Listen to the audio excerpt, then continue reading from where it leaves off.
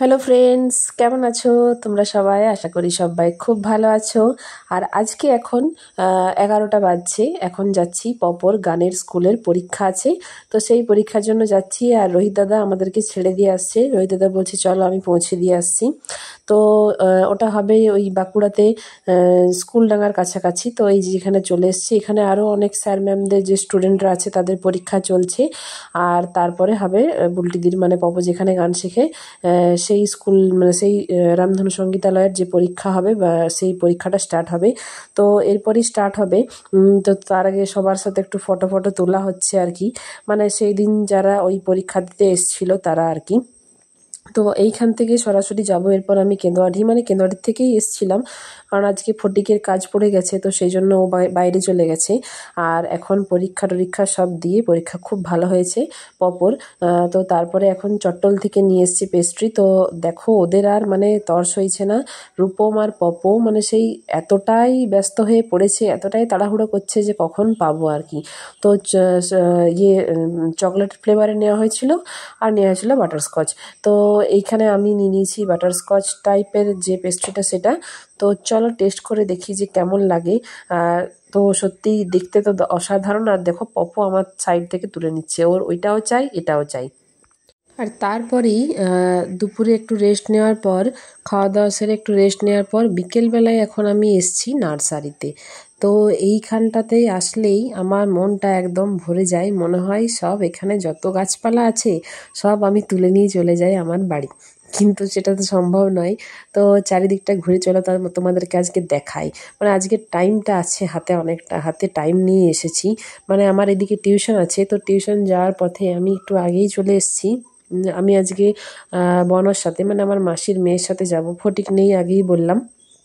তো সেই জন্য আমি একটু আগের থেকেই বেরিয়ে চলে এসেছি। আমি আগেই ঠিক করেছিলাম যে আজকে একবার নার্সারিতে ঢুকবো।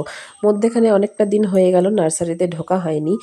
যেহেতু এখন গ্রীষ্মকালের যে প্রখর তেজ ছিল, তো সেই সময় গাছপালা আর মানে কিনা হয়নি, কারণ সেই সময়তে গাছ টাছ রোপণ করলে আর বাঁচবেও না। তো সেই জন্য এতটাই রোদ, তো সেই জন্য তখন আর নার্সারিতে কিছু গাছ টাছ কিনে নিয়ে যায়নি। কিন্তু এখন তো বর্ষার সিজন চলে আসার মুখে, রোদটাও অনেকটা হলো একটু কমেছে তেজটা। তো সেই জন্য এখন ভাবলাম যে এরপর নার্সারিতে যেয়ে কিছু গাছ নিয়ে আসি। এইখানে আগে তো প্রায়ই আসতাম, কিন্তু মানে ওই জন্য কবে থেকে মনে হচ্ছিল যে কবে যাব কবে যাব, কবে এই গ্রীষ্মকালটা একটু কমবে। এটা দেখো একটা কি গাছ কি জানি, এত সুন্দর মানে বড় সাইজের হয়েছে, গোল টাইপের। আর পাতাগুলো কি সুন্দর সুন্দর দেখো। আমি জিজ্ঞেস করলাম, কিন্তু মানে আজকে যে কাকুটা থাকে সে কাকুটা নেই, তো সেই জন্য আছে কাকিমা মানে কাকুর ওয়াইফ। তো সেই কাকিমাও বলে সব গাছের নামই বলে, কিন্তু এই গাছটার নাম অতটা সহজভাবে বলতে পারলো না আর কি। আর এখানে দেখো এখানে নানান রকমের যে পাতাবাহার গাছগুলো আছে, নানান রং বেরঙের সেই গাছগুলো এইখানটাতে রয়েছে। আমি জিজ্ঞেস করছিলাম যে লাল লাল যে খাড়া খাড়া মতো উপরে উঠেছে না সেটা কি, তো সেটা কাকিমা অতটা ভালো করে বলতে পারলো না আর কি। আর এখন পরের দিন সকালবেলায় সব চলে এসেছি তোমাদেরকে দেখানোর জন্য যে আমি কি কি গাছ নার্সারি থেকে নিয়ে এলাম। তো তার আগে তোমাদেরকে একবার দেখায় যে এটা হচ্ছে চাল ধোয়া জল।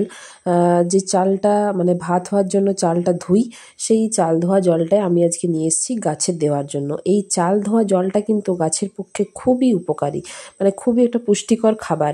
তো আমি প্রত্যেকটা গাছেই একটু একটু করে দিয়ে দিই। চলো বেশি দিচ্ছি না, জবা গাছটাতে একটু বেশি দিলাম, কারণ জবা গাছ চাল ধোয়া জল খুব পছন্দ করে। তো সেই জন্য প্রত্যেকটা গাছে একটু একটু করে দিয়ে এই জলটাকে আজকে আমি প্রত্যেকটা গাছেই একটু একটু করে দেবো। ফুল গাছই বলো বা ইনডোর প্ল্যান্ট বলো বা পাতাবাহার বলো, সব গাছে নানান ধরনের যা যা গাছ আছে সব গাছে আমি একটু একটু করে দিয়ে দিই, কারণ এটা প্রত্যেকটা গাছের পক্ষে খুবই ভালো। আর এই চাল ধোয়া জলে কি কি আছে সেটা বলি এরপর।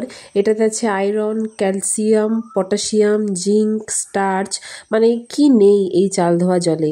এটা আমাদের হাতের কাছে সহজলভ্য, এতটাই একটা পুষ্টিকর খাবার গাছের পক্ষে। এর জুড়ি মেলা কিন্তু খুবই ভার। তো এই চাল ধোয়া জলটা আমরা বেসিক্যালি কী করি, ফেলে দিই।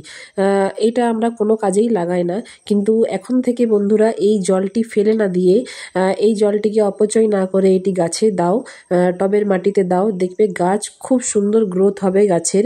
আর এত সুন্দর ফুল বা ফল দেবে যে তোমরা বুঝতেই পারবে না, যেটা ম্যাজিকের মতো কাজ করবে। কারণ এটার মধ্যে যে স্টার্চ আছে সেই স্টার্চ টবের মাটিকে এতটাই গ্রোথ করে, এতটাই শক্তিটা বাড়িয়ে দেয় যে কি বলবো।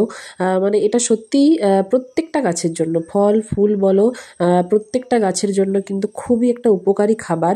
মানে এই খাবারটি আমাদের সহজে হাতের কাছে আছে, যেটা আমরা অনায়াসে ফেলে দিই, কিন্তু এই যেটা চাল ধোয়া যে প্রথম জলটা, সেই প্রথম জলটাই অবশ্যই ইউজ করবে।